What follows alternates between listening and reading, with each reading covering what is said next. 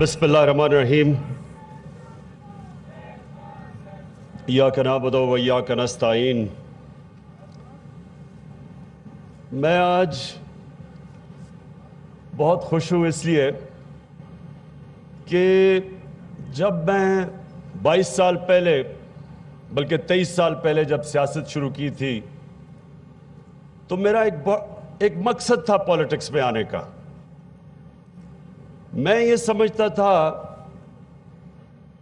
कि जिस मकसद के लिए पाकिस्तान को बनाया गया, ये एक बड़े इस मुल्क के पीछे एक तारीख है। ये कोई आम मुल्क नहीं है। इसके पीछे एक दो बहुत बड़े ज़हन थे, इल्लामा इकबाल और कायद आज़म।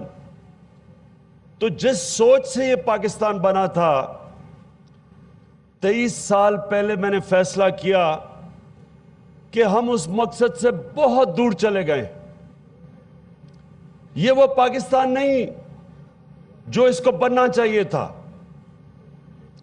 इसके पीछे जो सोच थी, वो सोच को दफन कर दिया था हमारे इस मुल्क की क़यादत ने कायद आज़म के बाद।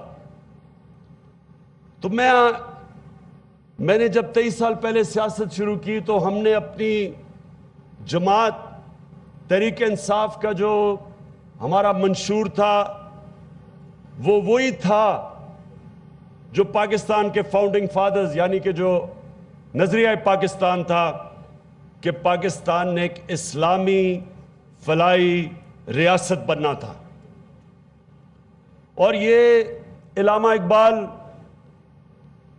जिन्होंने इसका तस्वर बढ़ाया था इस्लामी फलाई रियासत का, वो इस्लामी फलाई रियासत मदीना की रियासत थी। और वो मदीना की रियासत, ये आप सबके लिए समझने वाली बात है। मदीना की रियासत बनाई थी हमारे नबी सल्लल्लाहु अलैहि वसल्लम ने। और उन्होंने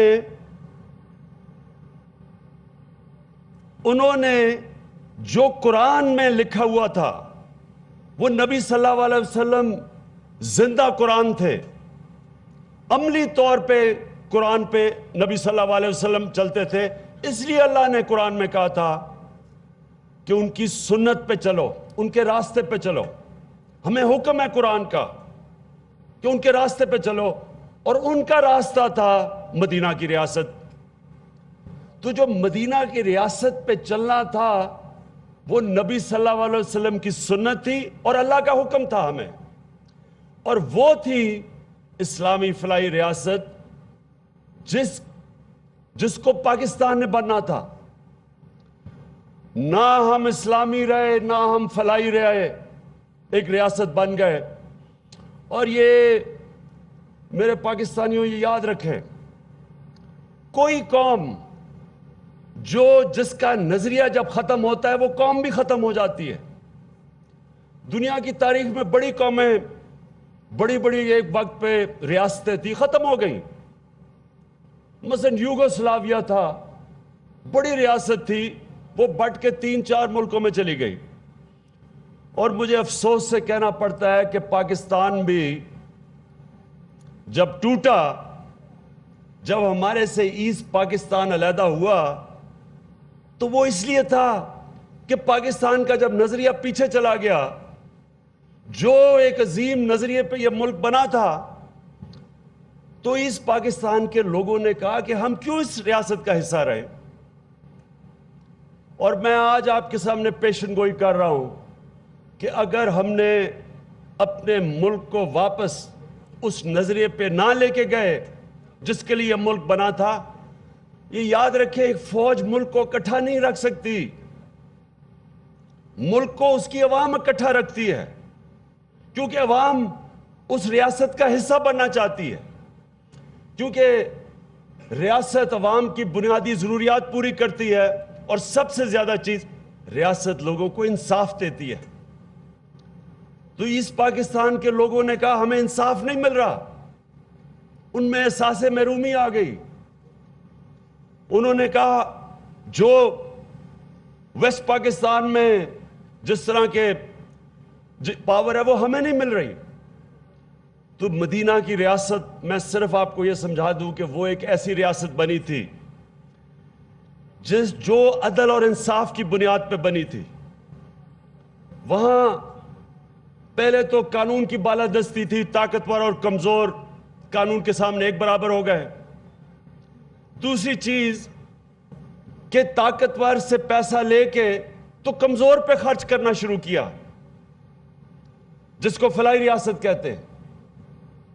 لوگوں کو، کمزوروں کو، غریبوں کو، بیواؤں کو، معذوروں کو، بوڑھوں کو ریاست نے ان کی ذمہ داری لی. یہ دنیا کی تاریخ میں پہلی دفعہ ہوا تھا.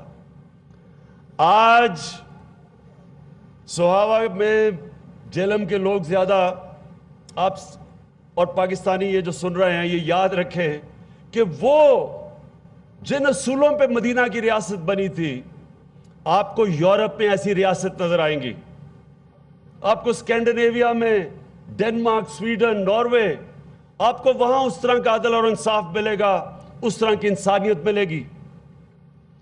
جو میرٹوکریسی تھی مدینہ میں، میرٹ، خالد بن ولید تقریباً شکست دے گئے تھے جنگ احد میں مسلمانوں کو. نبی صلی اللہ علیہ وسلم نے ان کو سیف اللہ کا خطاب دیا، سپہ سالار بنایا. میرٹ تھی، جو اچھا کرتا تھا وہ اوپر آ جاتا تھا. اور وہ ریاست اپنی اقلیتوں کو برابر کے شہری سمجھتے تھے، وہ ملت کا حصہ تھے. جو بعد میں مسلمانوں کی ریاستوں میں ہوا اقلیتوں سے، وہ مدینہ کی ریاست میں نہیں تھا، برابر کے شہری تھے. تو وہ جو ریاست کے اصول تھے اس پہ بننا تھا پاکستان کو. اور ہم جب ہمارا ملک ٹوٹا، یہ نہیں کہ ہم کہتے جی ہندوستان نے توڑ دیا. ہاں، ہندوستان نے تو کوشش کرنی تھی، جب ہم نے موقع دیا انہوں نے فائدہ اٹھایا. غلطی ہماری تھی، ہم نے انصاف نہیں دیا اپنے لوگوں کو. اور آج بھی اگر ہم اپنے لوگوں کو انصاف نہیں دیں گے، فاٹا کے لوگوں کے برے حالات ہیں، ان کی ہمیں مدد کرنی ہے. بلوچستان میں کئی علاقے ہیں پیچھے رہ گئے لوگ. اندرون سندھ میں 70%، 75% غربت کے لکیر سے نیچے ہیں لوگ. غریب نیچے ہے، امیر امیر ہے. تو ایسی ریاست، یہ وہ ریاست نہیں تھی جس کا وعدہ پاکستان کے فاؤنڈنگ فادرز نے کہا تھا کہ جو ہم ریاست چاہتے ہیں. لہٰذا میں نے یہ سوچا 23 سال پہلے کہ اللہ نے جب بھی مجھے موقع دیا، یہ میں سوچ اپنی قوم میں پھر اپنے نوجوانوں میں لے کے آؤں گا. اپنی جو ہماری ویژن تھی، جو نظریہ تھا پاکستان کا، جس مقصد سے یہ ملک بنا تھا، میں اپنی قوم کو اس مقصد کم از کم اپنے نوجوانوں کو تو بتاؤں گا کہ وہ مقصد کیا ہے. کیسے لیڈرشپ آ سکتی ہے پاکستان میں جب نوجوانوں کو پاکستان کے نظریہ کا ہی نہیں پتا. دیکھیں، لیڈر تو بنتا ہے، نظریہ لیڈر کو بناتا ہے. جب آپ کا نظریہ ہی نہیں ہے، آپ لیڈر کیسے بن سکتے ہیں؟ اس لیے آج آپ دیکھتے ہیں کہ کتنی کم، آپ اپنے 70 سالوں میں دیکھ لیں کتنے لیڈر آئے ہیں. جو آتا ہے عوام کا، ذوالفقار علی بھٹو کے بعد سارے عوام کے خیر خواہ بن جاتے ہیں. اور جب جاتے ہیں تو لنڈن میں اور ساری دنیا میں ان کی پراپرٹیز ہوتی ہیں اور عوام غریب ہو جاتی ہے. نظریہ کوئی نہیں ہے اور لیڈر نہیں بن رہے. تو ہم نے یہ جو یونیورسٹی ہے یہ مقصد سے بنائی ہے. یا ہم نے اپنے نوجوانوں کو لیڈر بنانا ہے، بتانا ہے. اور لیڈر اس طرح بنیں گے جب ان کو پتہ چلے گا کہ پاکستان کا مقصد کیا تھا، کیوں بنا تھا یہ ملک. ایک تو یہ بنا تھا کہ ہندوستان میں جس طرح قائد اعظم نے مسلمانوں کو کہا آپ برابر کے شہری نہیں بنیں گے، جو اس وقت انہوں نے تب یہ سمجھ لیا کہ یہ مسلمانوں کے لیے آزادی نہیں ہے. انہوں نے کہا ہم انگریز کی غلامی کے بعد ہندوؤں کی غلامی نہیں کریں گے. اس لیے انہوں نے کہا کہ ہمیں ایک علیحدہ ملک چاہیے جدھر اقلیتیں، ساری اقلیتیں، مسلمان نہیں، مسلمان ہندوستان میں اقلیت تھے، لیکن یہاں بھی ہندو، ہمارے پاکستان میں اقلیت ہے، سکھ ہے، مسیح برادری ہے، سب برابر کے شہری ہوں گے پاکستان میں. تو ایک تو یہ مقصد تھا، لیکن دوسرا مقصد جس طرح میں نے آپ کو پہلے بتایا علامہ اقبال کا، کہ پاکستان نے ایک اسلامی فلاحی ریاست بننا تھا مدینہ کے اصولوں کے اوپر. تو ہم نے اپنے قوم میں نئے لیڈر لے کے آنے ہیں، اپنے نوجوانوں کو لیڈر بنانا ہے، اور وہ لیڈر تب بنیں گے جب ان کو پتہ چلے گا کہ مدینہ کی ریاست کے اصول کیا تھے. اس کے اوپر ریسرچ کروائیں گے، یہاں اسکالرز بیٹھیں گے، اسٹڈی کریں گے وہ کیا چیز تھی، وہ کون سے اصول تھے، ڈیٹیلز میں جائیں گے کہ کیسے اس ماڈل سے مسلمان جو اس وقت غریب ترین تھے، دو بڑی بڑی سپر پاورز تھیں، وہ اٹھ کے دنیا کی انہوں نے امامت کی 700 سال تک. لیکن صرف دنیا کی امامت نہیں کی، دنیا کے بہترین سائنسدان، سارے ٹاپ سائنٹسٹ 700 سال تک مسلمان تھے، کیونکہ نبی صلی اللہ علیہ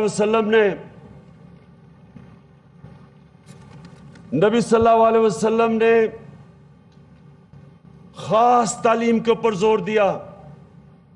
انہوں نے شروع سے اس وقت کے مدینہ کے مسلمانوں کو بتایا کہ تعلیم کی کیا اہمیت ہے، کہ ایک عالم کا کیا درجہ ہے. انہوں نے جو ان کا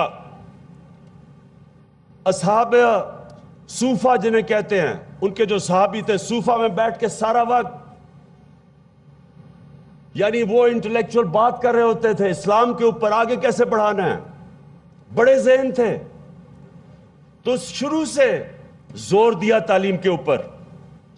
تو وہ تعلیم پہ اس لیے زور دیا، میرے پاکستان کے رہنے والے شہریوں، کوئی بھی دنیا میں معاشرہ تعلیم کے بغیر آگے نہیں بڑھتا. کوئی انسان جب تک وہ اپنے ذہن کو آگے نہیں بڑھاتا تعلیم سے، وہ آگے نہیں بڑھتا. تو ہم نے اس یونیورسٹی کے اندر دو کام کرنے ہیں. پہلے تو ہم نے جو بھی لیٹسٹ، آج کل بڑی تیزی سے ٹیکنالوجی ایڈوانس کر رہی ہے، ایک نیا دور آنے لگا ہے آرٹیفیشل انٹیلیجنس، ایک وہ ایسی ٹیکنالوجیز آنے لگی ہیں جو کہ ہر چیز میں، یعنی کہ آپ کھیت میں سے 3 گنا بیٹھے بیٹھے زیادہ پیداوار لا سکتے ہیں. یہ سارا ٹیکنالوجیز ہے. تو یہ تو ہم یہاں ٹیکنالوجیز ڈیولپ کریں گے لیٹسٹ جو بھی دنیا کے اندر ہے انشاءاللہ. وہ ابھی ہم چائنا ہو کے آئے ہیں، ان سے ہم نے مدد مانگی ہے، وہ ٹیکنالوجیز میں ہمارے سے بڑے آگے نکل گئے ہیں، تو ان سے مدد مانگیں گے کہ اس یونیورسٹی میں ہماری مدد کریں. لیکن ایک دوسرا پہلو ہے، اور یہ ہے اصل وجہ اس یونیورسٹی کی. آپ کو پتہ نہیں یہاں کتنے لوگ یہاں سے صحابہ سے ہیں جن کو اس چیز کا علم ہے کہ اس جگہ کو ترقی کا پہاڑ کہا جاتا ہے.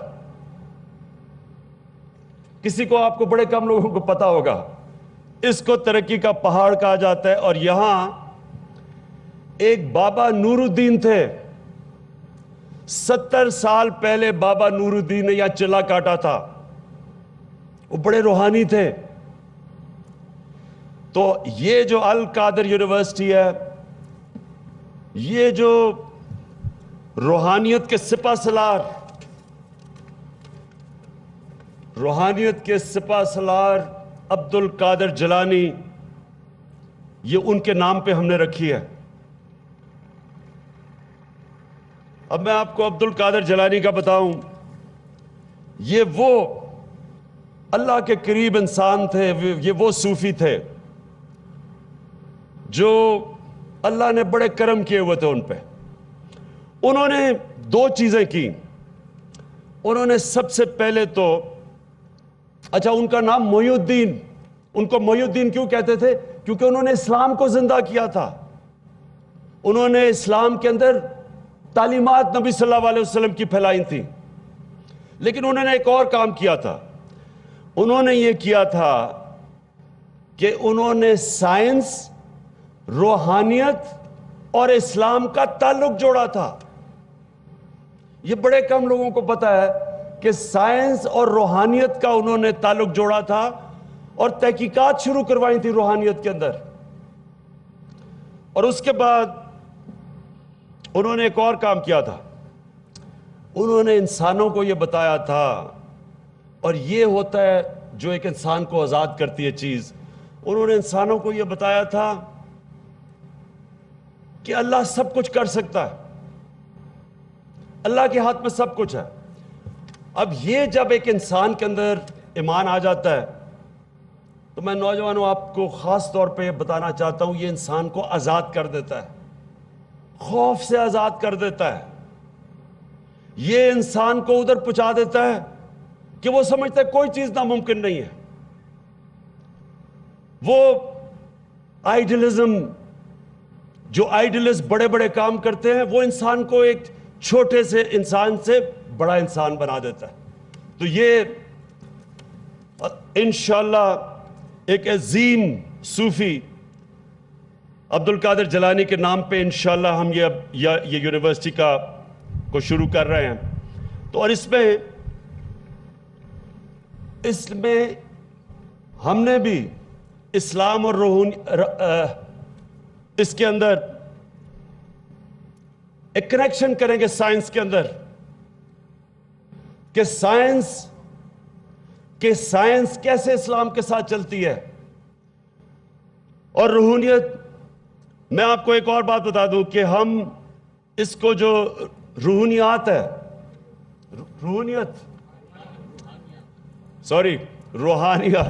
روحانیت ہم روحانیت کو ایک سپر سائنس بنائیں گے. کیونکہ ایک بہت بڑا ایک مسلمان صوفی تھا، ان کا نام ابن عربی تھا. ابن عربی انہوں نے یہ شروع کیا تھا کہ روحانیت اور سائنس انہوں نے اس کا کیا تھا. اور ابھی تک ہمارے پاکستان میں جو اتنے بڑے صوفی حضرات آئے، جو قادری صاحب نے آپ سب کو بتایا،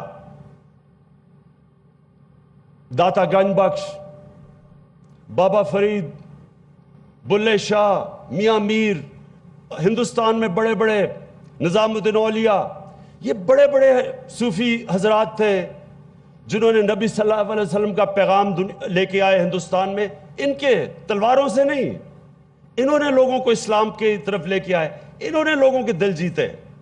تو اس کے اوپر کوئی ریسرچ نہیں ہے، کوئی پاکستان میں ہمارے پاس یونیورسٹیز نہیں ہیں جو یہ بڑے بڑے جو صوفی حضرات تھے ان کے اوپر ریسرچ کر کے بتائیں. تو انشاءاللہ یہ جو القادر یونیورسٹی ہوگی، یہ ان کی بھی صوفی ازم کے اوپر ریسرچ کرے گی. روحانیات کو ہم ایک سپر سائنس سمجھتے ہیں، یہ سائنس سے آگے ہے، اس کو اسٹڈی کرنے کی ضرورت ہے. کوئی اس کے اوپر ابھی تک یہاں بلکہ باہر امریکہ میں ادھر یونیورسٹیز کے اندر، انگلینڈ کے اندر انہوں نے ڈپارٹمنٹس بنائی ہیں صوفیزم کی جس پہ ریسرچ ہے. بدقسمتی سے پاکستان میں جو عام لوگ ہمارے زیادہ تر یہ بڑے بڑے بزرگوں کے عقیدہ رکھتے ہیں، لیکن یہاں کوئی ریسرچ نہیں ہے. تو انشاءاللہ ہماری جو القادر یونیورسٹی ہے یہ یہاں سے شروع ہوگا. جس طرح عبد القادر جیلانی، جن کو معین الدین کہتے تھے، کہ جنہوں نے اسلام کو ریوائیو کیا، انشاءاللہ ہم ایک ایسا یہاں اسلام کی تعلیم لے کے آئیں گے، ایسا یہاں سے اسکالرز نکلیں گے کہ جب دنیا میں اسلام کے اوپر کوئی برا بھلا کہتا ہے تو اس ملک میں اسکالرز ہوں گے جو دنیا کو جواب دے سکیں گے.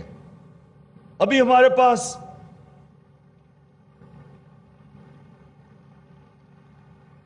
نو 11 کے بعد جس طرح اسلام کے اوپر حملے کیے گئے اور جس طرح بے حرمتی کرتے ہیں ہمارے نبی صلی اللہ علیہ وسلم کی، کوئی جواب دینے کے لیے نہیں ہوتا دنیا میں. انشاءاللہ یہ وہ یونیورسٹی بنے گی جدھر ایسے اسکالرز نکلیں گے جو انشاءاللہ دنیا میں بھی جواب دیں گے، پاکستان میں بھی نوجوانوں کے لیے لیڈر بنیں گے اسکالرشپ میں، صوفیزم میں. میں آخر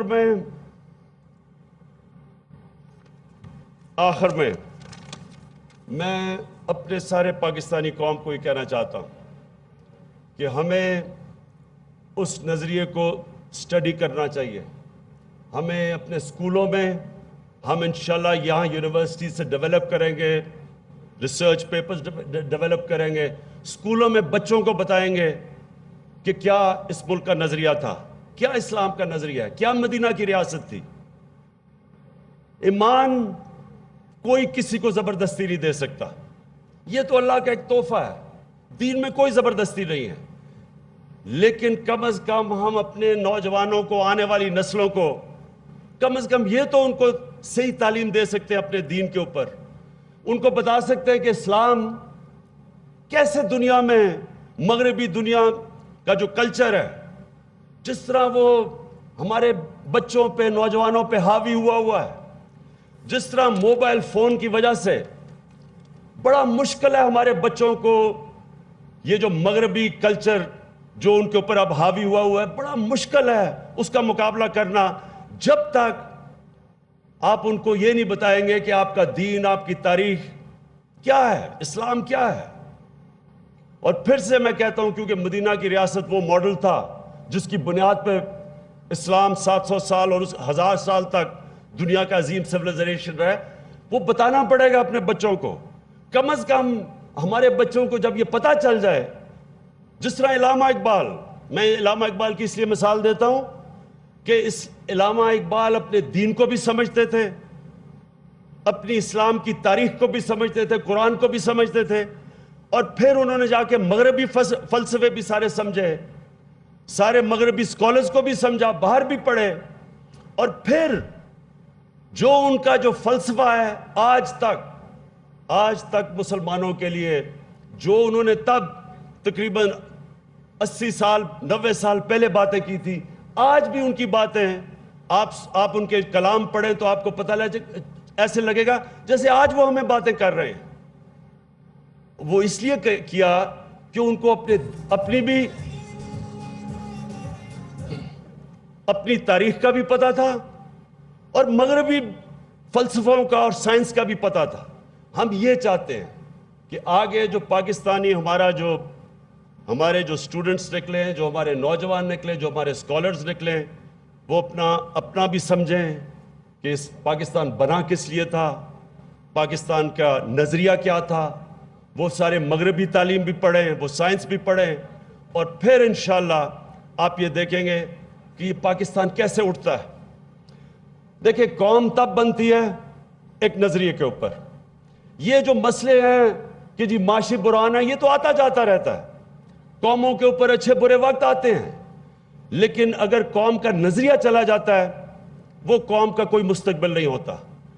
تو انشاءاللہ القادر یونیورسٹی ایک وہ یونیورسٹی بنے گی جو کہ اس ملک میں مسلسل کام کرے گی، اسلام کے نظریے، مدینہ کی ریاست کو سمجھائے گی کہ کیا اس کے اصول تھے، ریسرچ کرے گی، تاریخ بتائے گی، ہمارے بچوں کو بتائے گی، اسکالرشپ دیں گے۔ یہاں 35% بچوں کو اسکالرشپ دلوائی جائے گی، مفت سارے پاکستان سے بچوں کو ہم یہاں لائیں گے، ان کو ٹھہرائیں گے، ان کا کھانا پینا بالکل مفت ہوگا، اور باقی 65% پیسے دے کے آئیں گے۔ یہ وہ نمل یونیورسٹی کی طرز پہ ہم چلائیں گے، لیکن اس کا مقصد اور ہوگا۔ یہ پاکستان میں انشاءاللہ فیوچر لیڈر پروڈیوس کرے گی۔ ہمارے آگے سے بڑے بڑے سیاستدان، لیڈرز ادھر سے آئیں گے، اور وہ جب آئیں گے لیڈرز، وہ بڑی سوچ لے کے آئیں گے۔ وہ بدقسمتی سے آج کل کی جو سیاست ہماری، زیادہ تر ہمارے سیاستدانوں کو پڑی ہوتی ہے کہ جی میرا پٹواری رکھوا دو، میرا وہ تھانے دار رکھوا دو، میرا وہ ڈی سی رکھوا دو، ڈیولپمنٹ فنڈ مل جائے۔ وہ جو بڑی سوچ چاہیے، جو ایک لیڈر کو ایک بڑی قوم کی سوچ چاہیے، وہ تب آئے گی جب اس کو پتہ چلے کہ وہ کس نظریے کے لیے سیاست کر رہا ہے، اور انشاءاللہ وہ ہم لیڈرز اب القادر سے پروڈیوس کریں گے۔ اور مجھے آج بڑی خوشی ہے، میں آج بڑا خوش ہوں کہ آج ایک وہ قدم میں نے اٹھایا جو میں 23 سال سے سوچ رہا تھا کہ جب بھی موقع ملے گا میں ایک اس طرح کی یونیورسٹی بناؤں گا۔